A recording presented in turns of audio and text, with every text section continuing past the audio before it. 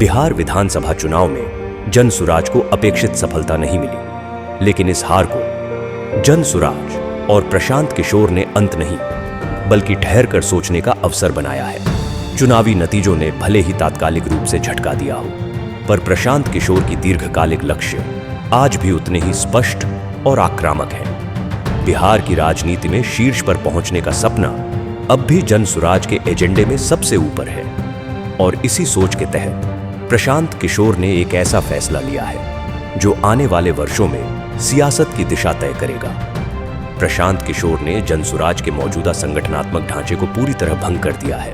सारे संगठन के सारे प्रारूप जो पहले से एग्जिस्ट करते थे उसको भंग कर दिया गया, तो अब उसको फिर से पुनर्गठित करना है। और जैसा मैंने कहा था वहां गांधी आश्रम से कि 15 जनवरी से उसको पुनर्गठित किया जाएगा।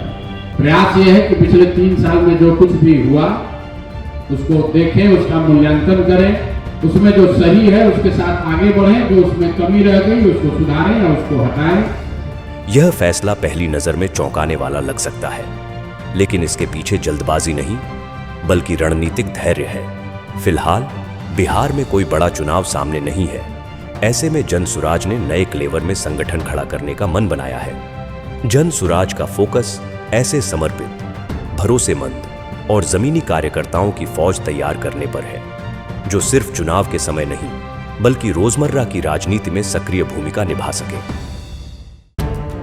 एनडीए की जीत के बाद बिहार की राजनीति में विपक्ष की हालत कमजोर है। आरजेडी अपने सीमित विधायकों के चलते विपक्ष की भूमिका नहीं निभा रही है। कांग्रेस और वाम दलों की स्थिति भी सदन में प्रभावशाली नहीं है।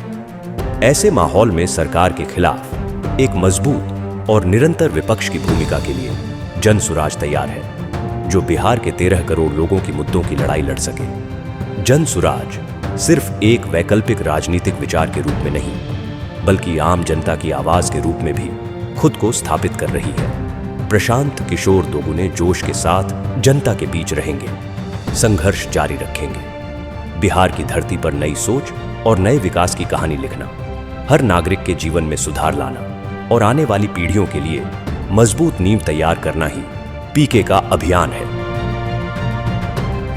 आइए फिर से एक नई कहानी लिखते हैं, पहले की तरह ही मेहनत करते हैं।